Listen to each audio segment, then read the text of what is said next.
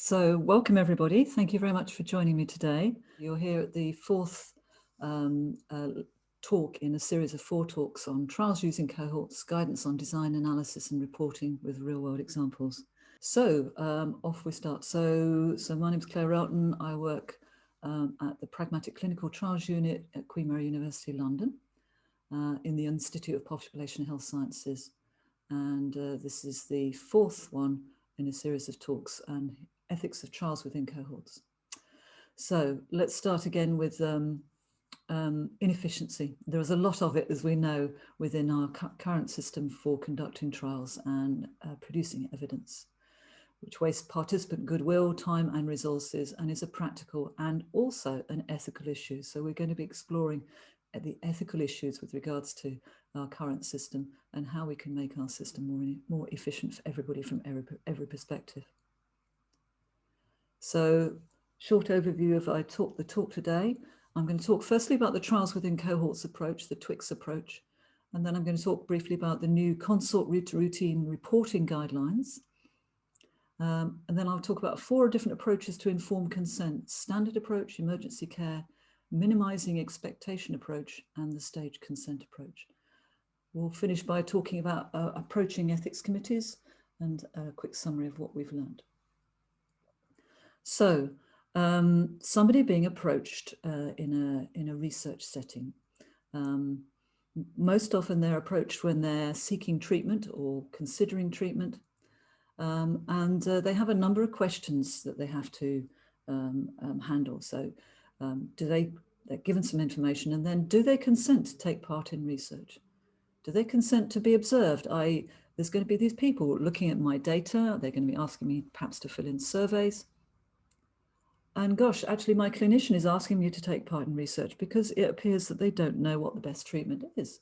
This is interesting. Perhaps I should go and find another doctor. And also I'm not going to be able to choose over what I get. So these are different types of consent situations for people.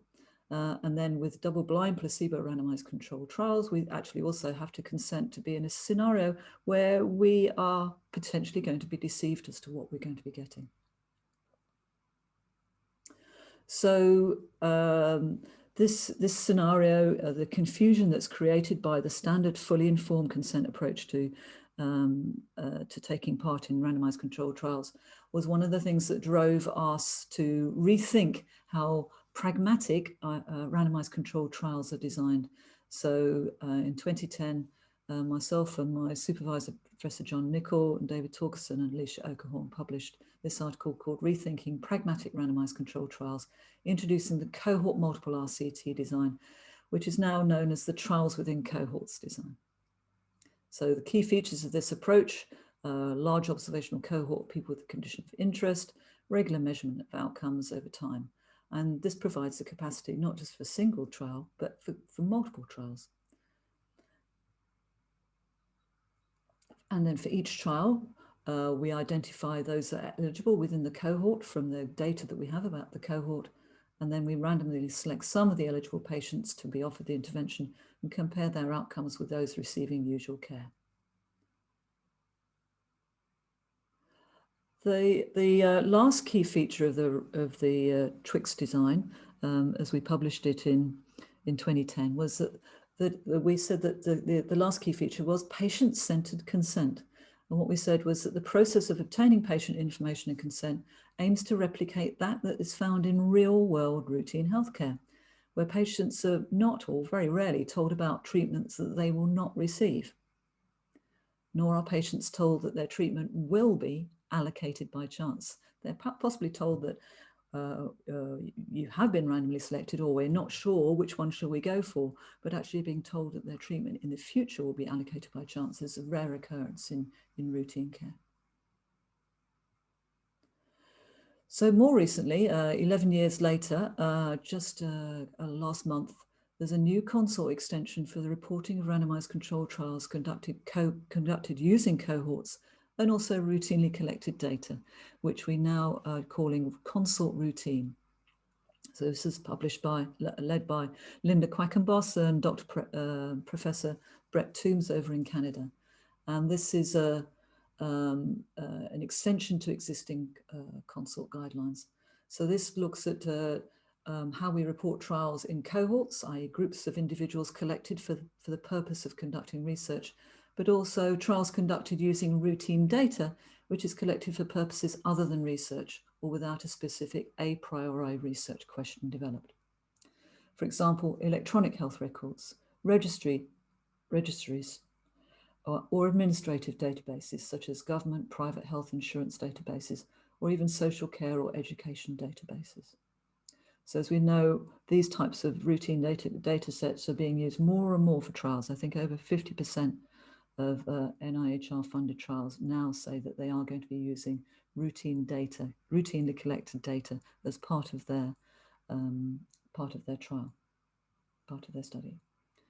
So trials use cohort and/or routine data sources to identify eligible participants, sometimes also to automate randomization, sometimes even to deliver an intervention, but mainly to collect data, including assessing outcomes. Cohorts and routinely collected databases can vary in the way they represent complete, random, or even convenient samples of people. And the characteristics of the cohort and the data or the database can influence all aspects of the research. So there's 5, I think, new items that are required for reporting trials using cohorts and or routinely collected data. So I'll just sort of whiz through that. So describing the cohort or routinely collected database is an obvious one.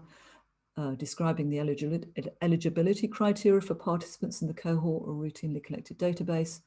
Describing data linkage across 2 or more databases. And then what we're going to be focusing on today is consent for use of the cohort or routinely collected data and trial participation. Then, of course, there's algorithms. There's a few more which are revised items, but these are the ones we're focusing on. So informed consent. So informed consent for trials using cohorts and or routinely collected data can be applied at different levels and in different ways compared with conventional trial designs. Consent that is typical in conventional trials might not actually be done because of the features of the integrated cohort or database and trial design. So there's variation in how informed consent is operationalized in these approaches, i.e. the type of consent. So here's some examples of different types of consent: consent for use of data for research purposes, random allocation to groups to receive the intervention, to act as controls. And also variation in the timing of each consent. Is it an enrollment in the cohort before random selection to groups, or after random selection to groups, before or after description of the new intervention, or is it never or waived? So this is an important slide actually to think about all these different possible variations. So in the standard consult flow diagram, which we're all very familiar with for reporting the results of our trials, there's no information here about what information is given to whom, when, how, or why, and what consents are received. So how do we report these trials using cohorts and routinely collected databases? What information is provided to whom, when, and how? What, how, when, and where is consent obtained? Who's told what and when, where, and how? So we're going to have a little journey with this little man who's working out what does he do? What information is he being given? How does he understand it? And what consents does he give? So I'm going to describe 4 approaches. So in the standard approach, our man or group of people are assessed for eligibility. Some are excluded. Those who are eligible are randomized and then allocated either to intervention or to control. And then they receive their allocation or do not receive their allocation and are followed up. And the standard approach is what we colloquially know as fully informed consent.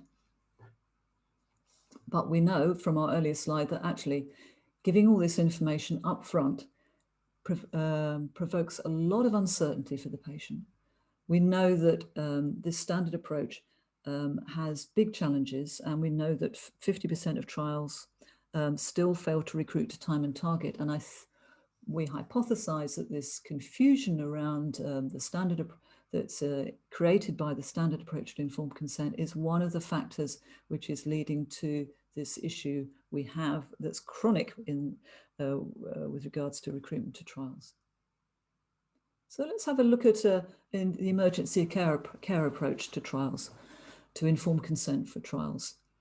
So in this situation, we have somebody, they're being rushed into hospital because of some life-threatening problem. They're assessed for eligibility for the trial, excluded. Some are excluded. Those who are eligible are randomized, allocated to the interventional control, they receive their intervention. And then if they actually regain consciousness or become compos mentis, they're then asked for retrospective consent. They're then asked for consent to use of the data that has already been collected on them for research. So that's basically the only meaningful consent that's actually asked of people. So just bearing in mind that in the emergency care approach, it's not possible to do the approach where we tell people about things that might or might not happen. We just take a very pragmatic approach because that's all that's possible. So let's now move on to the two of the possible approaches to informed consent using trials using cohorts and routine databases. So one is this first one is what I call the minimizing expectation approach. And here are some examples of studies that have used this approach.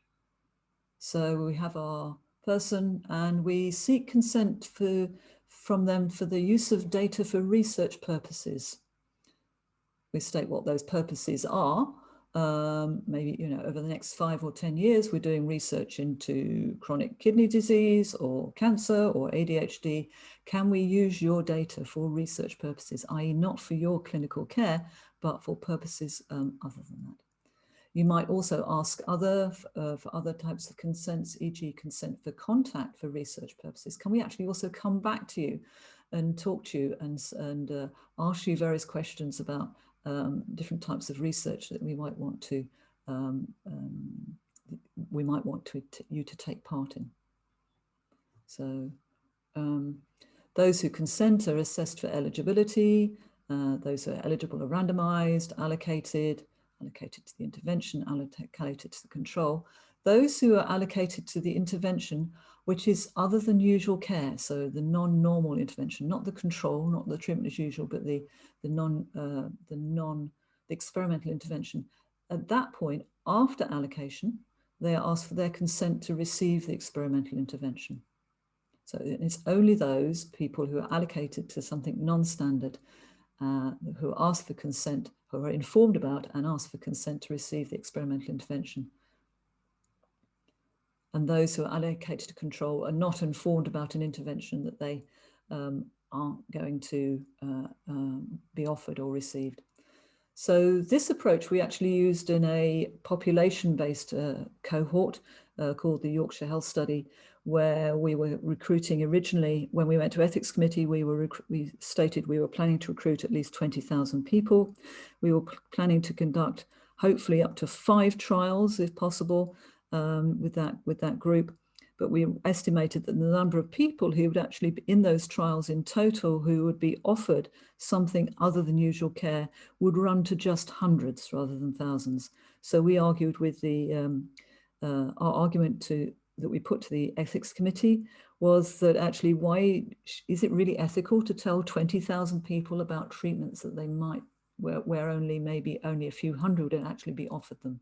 They agreed with our position about minimizing expectations, and we obtained consent. Rudolf Uhr has a very interesting study, which is where it's about preventing severe mental illness in children who are at very high risk of severe mental illness. And there again, that's a situation where you have to be very careful not to raise expectations or fears. So where the information that was given was absolutely minimal. Can we just use your information for research purposes, and can we contact you if we think there's a study you might be interested in. And then only those who are eligible for in a particular trial and allocated to the non-standard treatment, only then are people informed about and asked for consent to receive the experimental intervention.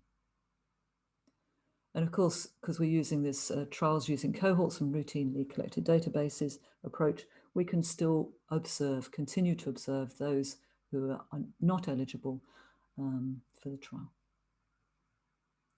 And then the last one I want to talk about in detail is the stage consent approach. So this has been very well articulated by Danny Young-Affat et al., who's one of the Dutch group of researchers who are using this design. So again, here we have our person, our potential participant, and we ask for their consent to use data for research purposes, and we ask for consent for research purposes, consent to contact for research purposes. And we also ask in this approach for people to not be described the experimental intervention if they're allocated to usual care. So when a trial happens, they're told that we won't come back to you and tell you that you haven't been randomly selected to an experimental intervention if you are allocated to the usual care group. So it's a slightly funny one to get one's head around, but this is been characterized as being what's called broad consent, broad general consent to take part in research. So then those who provide that broad consent are assessed for eligibility, and those who are eligible are randomized, and then the allocation happens.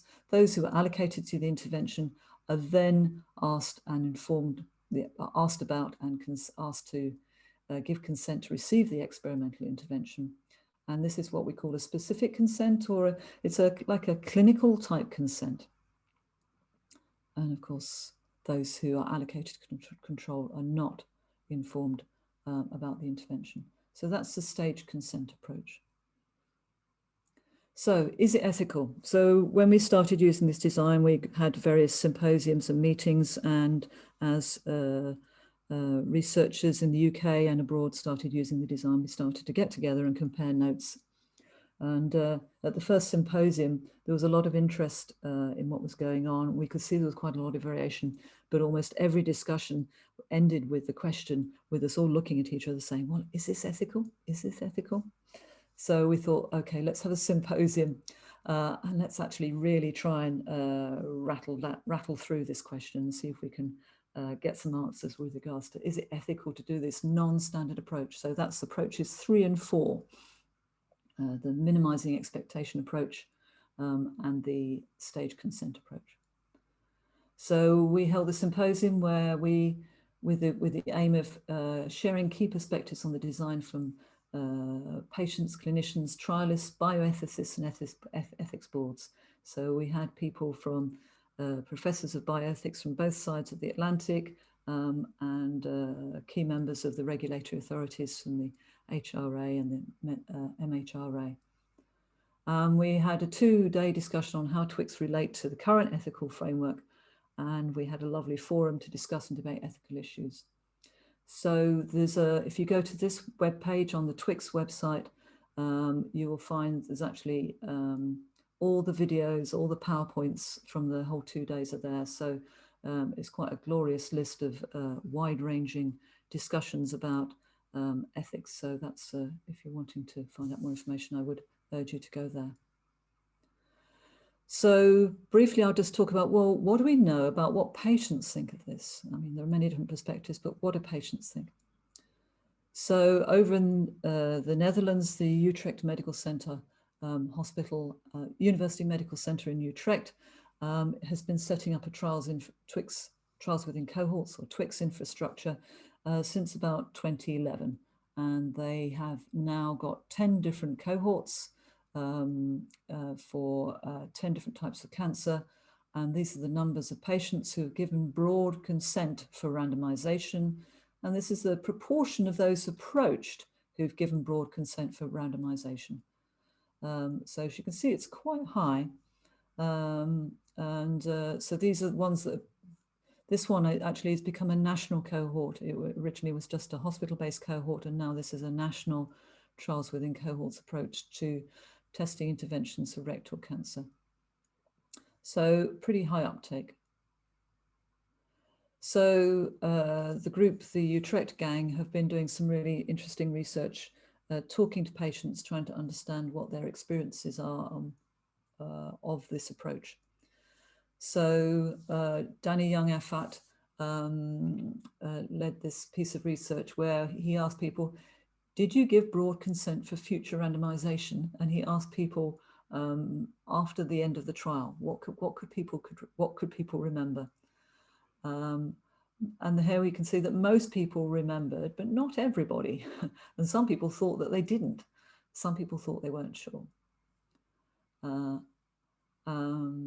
And for those that had refused it, interestingly, again, those are the proportions. So 80% remembered that they hadn't given consent. And some who had refused actually had given consent. So of course, we'd ideally like these to be 100%, but we know that even with the standard approach, people are very unsure about what they've given consent to. So another piece of research that's just in preparation by Vebej et al. Was they asked patients about, how do you feel about the fact that we did not inform you about being in a control in a clinical trial? And almost 3 out of 4 said, well, actually, we're neutral, we don't mind. A quarter actually said, well, we're glad we didn't come to you, that you didn't tell us about it, and it's something we weren't going to get. And then 7% were negative. The second question that they have been exploring with patients is, how do you feel about having served as a control without knowing? And people broadly felt positive or generally neutral, so which I think is very encouraging. So just to finish up, let's have a chat about approaching ethics committees. So over the last decade or so, my colleagues and I have been approached a lot by trialists saying, we're approaching our ethics committee, what advice have you got? So we've been very in touch with a lot of researchers throughout in the UK and internationally. And it's been very interesting hearing about their experiences with different ethics committees. And in fact, the stage consent approach arose out of the dialogue with the Dutch National Ethics Board with regards to how they wanted the trials within cohorts approach to be operationalized. So in terms of approaching ethics committees, we've got sort of just some broad brush advice really, which is, it's really important to give the overview of your research. So why are you using this approach, and explain the long-term vision for what you're doing. So begin with the end in mind and explain it. And then describe the benefits to patients of this approach. So it reduces uncertainty, reduces false expectation, reduces disappointment for those who are not allocated to whatever group they wanted to be in. It actually, clinicians are really like this because they're not put in a position where they have to tell people about treatments that they're not going to get, and they don't have to expose so vividly their uncertainty, or the uncertainty of the research community. And they themselves may not be uncertain, but so it's much easier, it's much more congruent with how clinicians talk to patients. Also describe the benefits with regards to the generalizability of the results. As the information and consent procedures are much more like routine care, then the results are likely to be much more generalizable to routine care, and the population and the results. And then also describe the benefits with regards to time and money with regards to efficiency. One common question we get was, should we put an application in for the cohort and the trial at the same time? I've seen examples of both. I would actually say, if you're planning on doing more than one trial, to put in a separate application, put in an application for the infrastructure first, and say, this is how we're planning to do the governance and management of this particular infrastructure, this cohort or routine database. And then we plan to come back to your ethics committee again for each separate trial or study embedded in the infrastructure. and then and do it that way. So just to finish off, so what have we learnt? Well, we know that with trials using cohorts and also other routine databases, that informed consent can be applied at different levels and in different ways compared with conventional trial designs. We now, with a recent publication of Consort Routine, have reporting guidance that actually supports non-standard approaches to informed consent. It actually encourages it, I suppose. And we also have some evidence over the last decade that's been growing that these non-standard approaches are acceptable to patients, clinicians, and ethics committees. And people are thinking that these are opportunities for increased efficiency for trials, particularly those with treatment as usual comparators. Just a few thoughts for the future. So as part of our GCP training, we're all asked to and have to read the Declaration of Helsinki. And one of the principles in that is that, that even the best proven interventions must be evaluated continually. We think of that we only need to do trials of interventions which are new, but actually we have a moral duty to our patients and society to continually be evaluating those interventions which are being delivered. And this is something which is often missed, and we don't actually have an efficient enough system for that to be happening. And I think this is a big moral gap that we have as a research community. So the James Lynn Priority Setting Partnership on Recruitment, sort of exploring what needs to be the priorities with regards to research on recruitment. One of their recommendations was, let's make recruitment to trials part of routine care. So these approaches, these more non-standard approaches, particularly 3 and 4, the minimizing expectation and the stage consent approach, offer opportunities to do that.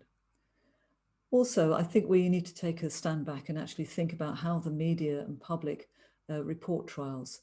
Very often I've seen on the news, there's an announcement that X million pounds is being spent on a new trial even before recruitment has happened, and the reporters and the PI talk about the excitement of this new intervention, and everybody talks as if the new intervention is actually going to be effective.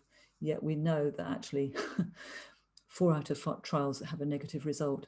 We need to be much more honest with our public about trials, and how that mostly for those that actually do manage to recruit to time and target and actually successfully deliver a result, 4 out of 5 of those trials have a negative result. So we need to debunk the myth of the new, which is dominating public discourse. So I think there's a level of dishonesty that's happening.